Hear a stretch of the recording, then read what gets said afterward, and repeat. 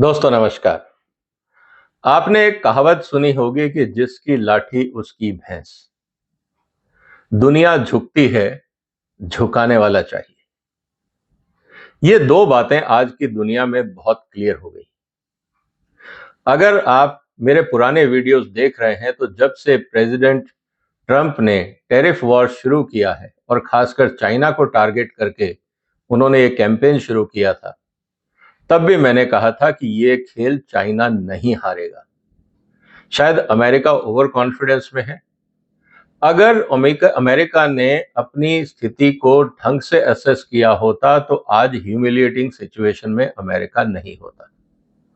अब आप कहेंगे कि मैं ऐसा क्यों बोल रहा हूं। अभी अभी जो खबर आई है वो ये कि अमेरिका के राष्ट्रपति ने चीन के राष्ट्रपति से बात करी है कि हमारे को रेयर अर्थ मैग्नेट चाहिए, कृपया उन कागजों पे साइन कर दीजिए। और चाइना ने प्रेसिडेंट ट्रंप की कॉल आने के बाद उनसे अपनी बातें मनवाने के बाद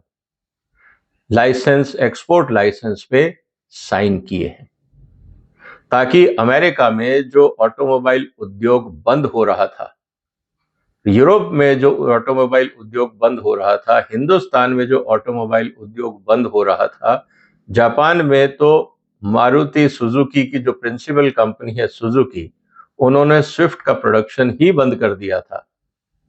ऐसी स्थिति के अंदर चाइना को हाथ जोड़ के मनाना पड़ा ताकि उनसे मैग्नेट मिल सके। इसीलिए मैं ये कहता हूं कि बाजार में वही आदमी पैसा कमा सकता है जिसके पास बार्गेनिंग पावर होती है, और चाइना ने अपनी बार्गेनिंग पावर दिखा दी। इस चीज को समझने के लिए आज का वीडियो आपको पूरा देखना पड़ेगा कि ये हुआ क्या और किस तरह से चाइना ने अमेरिका को टेक्निकली घुटनों पे ला दिया।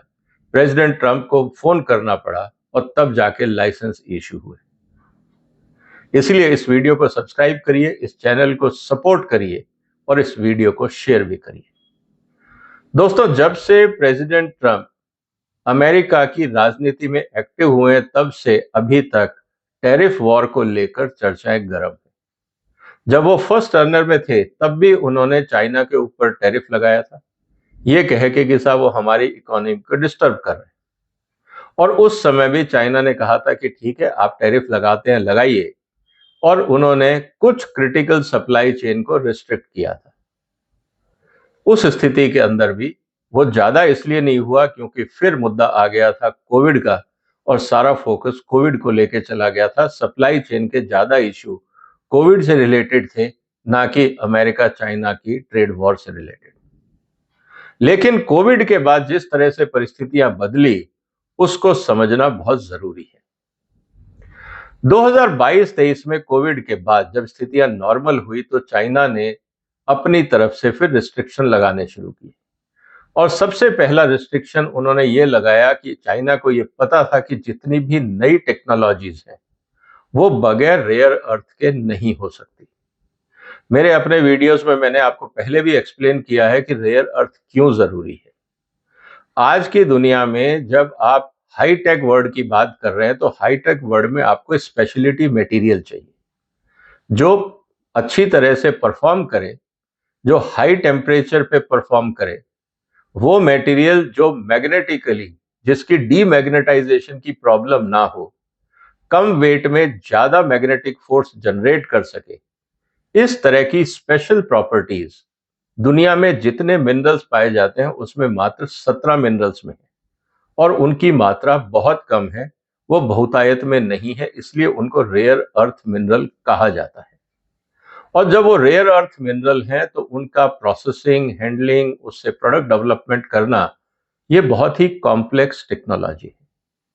और हुआ क्या, पिछले 20 साल में चाइना ने, जब से हाईटेक वर्ल्ड शुरू हुआ और चाइना को पता लगा कि इस तरह की रॉ मटेरियल के बगैर ये टेक्नोलॉजीज चल नहीं सकती हैं, उन्होंने धीरे धीरे पूरी दुनिया में जहां जहां पे भी रेयर अर्थ के ऑप्शंस थे, या तो वहां से माइनिंग राइट्स लिए या उससे रिलेटेड जितनी टेक्नोलॉजीज थी उनको एक्वायर किया, और सबको चाइना में प्रोसेसिंग करके उससे प्रोडक्ट डेवलपमेंट शुरू किया। बाकी देश क्यों नहीं कर पाए? बाकी देश इस गलतफहमी में थे कि हमें तो सप्लाई मिल जाएगी, चाइना को तो एक्सपोर्ट करना ही है, तो हम क्यों दिमाग लगाएं। दूसरी तरफ हर कंट्री ने अपने यहाँ पे ऐसे एनवायरमेंटल लॉज बनाए जिससे पॉल्यूशन के नाम पे उन्होंने एनवायरमेंट को तो प्रोटेक्ट कर लिया, लेकिन अपनी इकोनॉमिक स्थिति को इतना वल्नरेबल कर दिया कि वो चाइना के हाथ में कठपुतली बन के रह गए। अब अगर आप रेयर अर्थ को प्रोसेसिंग करेंगे तो पॉल्यूशन तो होगा, लेकिन शॉर्ट साइटेड लॉज बनाकर जिसमें लोगों ने लॉजिक नहीं देखा, नीड नहीं देखा, सिर्फ एनवायरमेंट एनवायरमेंट की बात करते रहे, और हालत ये हो गई कि आप घास तो उगा लोगे, पेड़ पौधे उगा लोगे, लेकिन समाज को जो टेक्नोलॉजी चाहिए वो आपको नहीं मिलेगी। तो आप क्या आदिवासी की तरह जंगल में रहोगे? इसके बारे में किसी ने प्रैग्मेटिक वे में नहीं सोचा। आज वही कीमत पूरी दुनिया उठा रही है, और चाइना ने इस गैप को समझा और अपने आप को उसके लिए तैयार किया। अब हुआ क्या, जब अमेरिका ने एआई चिप्स और बाकी जितने सॉफ्टवेयर और सेमीकंडक्टर थे, सब कंपनियों को यह कहा कि आप चाइना को ये टेक्नोलॉजीज नहीं देंगे। चाइना ने कहा बहुत अच्छी बात है। उन्होंने जितनी रेयर अर्थ कंपनीज थी उन सबको कंसोलिडेट करके चाइना की सरकार ने उन सबको अपने अंडर ले लिया और एक्सपोर्ट रिस्ट्रिक्शन लगा दिया, ये कह के कि यहां से अगर कुछ भी बाहर जाएगा तो वो हमारे से पूछे बगैर नहीं जाएगा। ऐसी स्थिति के अंदर जब आप स्थिति देखते हैं तो अमेरिका की स्थिति ये हो गई कि आपके यहां पे जितना भी डिफेंस इक्विपमेंट है उसको आपको रेयर अर्थ मैग्नेट्स चाहिए, रेयर अर्थ मटेरियल चाहिए, सेमीकंडक्टर्स चाहिए, लेकिन उसको बनाने के लिए जो रेयर अर्थ चाहिए वो चाइना से आएगा। जब चाइना ने रॉ मटेरियल की सप्लाई ही बंद कर दी तो आप फिनिश गुड्स कैसे बनाएंगे? तो अमेरिका यहां फंस गया। जितना ईवीज का बिजनेस है, जितना आज मॉडर्न मेडिकल साइंस है, आप एमआरआई की बात करते हैं, सीटी स्कैन्स की बात करते हैं, सब में बहुत पावरफुल मैग्नेट्स लगते हैं। ये सारे मैग्नेट्स रेयर अर्थ मैग्नेट्स हैं, क्योंकि इनमें पावर ज्यादा चाहिए और जगह कम घेरनी चाहिए, तभी आप उसको लैब में फिट कर पाएंगे। ये सारा कंट्रोल इस समय चाइना के पास है। ऐसी स्थिति के अंदर अब मजबूरी ये हो गई कि एक एक करके अमेरिका की डिपेंडेंसी चाइना पे बढ़ती गई, और चाइना की इस डिपेंडेंसी को देखते हुए अमेरिका ने अपने यहां पे रिसर्च शुरू करी। 2025 जनवरी फरवरी में जाके पहली बार उन्होंने कहा कि साहब हमने उसको प्यूरिफाई किया है लैब स्केल पे, जो 99.1% लेवल तक प्यूरिफाई हुआ है। अब ये लैब स्केल है, फिर ये पायलट प्लांट बनेगा, फिर ये इंडस्ट्रियल स्केल पे काम होगा। एक एक करके आपको ये पता लगेगा कि अभी 10 से 15 साल ये पूरी सप्लाई चेन बिल्ड करने में अमेरिका को लग जाएगा, और तब तक क्या आप अपनी फैक्ट्रियां बंद रखेंगे? ऐसा हो नहीं सकता। तो मजबूरी ये थी अमेरिकन इंडस्ट्री की कि आप प्रेसिडेंट शी से बात करें, हाथ जोड़ें, उनसे कहें कि मैग्नेट दे दें, नहीं तो हमारी कंपनियां बंद हो जाएंगी। जब ये सब हो रहा था तो चाइना ने एक पॉलिसी ये बना दी कि जितनी भी ड्यूअल पर्पस टेक्नोलॉजी है वो हम नहीं देंगे, या उन कंपनियों को नहीं देंगे जो ड्यूअल पर्पस करती है। मतलब आप अगर ऑटोमोबाइल बनाते हैं और साथ में आप हथियार भी बनाते हैं तो हम आपको ये टेक्नोलॉजी नहीं देंगे। आप अगर एयरक्राफ्ट बनाते हैं और साथ में आप डिफेंस के एयरक्राफ्ट बनाते हैं तो हम वहां पर रिस्ट्रिक्टेड कंट्रोल सप्लाई देंगे। कहने का मतलब ये है कि आपकी जितनी जरूरतें हैं हम पहले समझेंगे और फिर आपको देंगे। इसका मतलब ये है कि आज चाइनीज गवर्नमेंट को ये पता है कि अमेरिका कितने हथियार किस टेक्नोलॉजी के बनाएगा, कौन से ऑटोमोबाइल कहां और कितने बनाएगा, कौन सी कंपनी कितनी कारें बनाएगी, क्योंकि जब सप्लाई ही गिन के दी जा रही है तो आपको पता है कि आउटपुट कितना होगा, और अगर आपने उससे डेविएशन किया तो आपकी सप्लाई रोक दी जाएगी। ये एक्सपोर्ट कंट्रोल परमिट जो चाइना ने शुरू किया है, इससे अमेरिकन कंपनी, यूरोपियन कंपनी, भारतीय कंपनी, जापानीज कंपनी, सबके लिए मुसीबत खड़ी हो गई। इसके अलावा साथ ही साथ चाइना ने, अभी तो ब्लैक लिस्ट की बात होती थी, अब उन्होंने एक व्हाइट लिस्ट क्रिएट करी है जिसमें अप्रूव्ड बायर की लिस्ट होगी कि किसको दिया जाएगा। कोई भी आदमी जाके चाइना से अब रेयर अर्थ नहीं खरीद सकता है। इसका मतलब ये है कि अगर आपका नाम उस लिस्ट में नहीं है तो आपको वो टेक्नोलॉजी या वो रॉ मटेरियल या मैग्नेट्स नहीं मिलेंगे। इसका मतलब ये है कि अगर अमेरिकन कंपनियां चाहें कि हम एक डमी ट्रेडिंग कंपनी खड़ी कर दें और किसी और नाम से हम माल ले लें, अब वो संभव नहीं है, क्योंकि जो भी कंपनी माल लेना चाहेगी उसको पहले व्हाइट लिस्ट में होना होगा। मतलब पूरा उसका केवाईसी चाइनीज गवर्नमेंट अप्रूव करेगी और उसके बाद लिस्ट में नाम आएगा। कहने का मतलब ये है कि चाइना ने अपनी टेक्नोलॉजी और अपनी सप्लाई चेन के दम पर अमेरिका को ये तो बता दिया कि आप हमारे साथ दादागिरी नहीं कर सकते। आज की मॉडर्न दुनिया में अगर कोई दादागिरी करेगा तो वो है चाइना।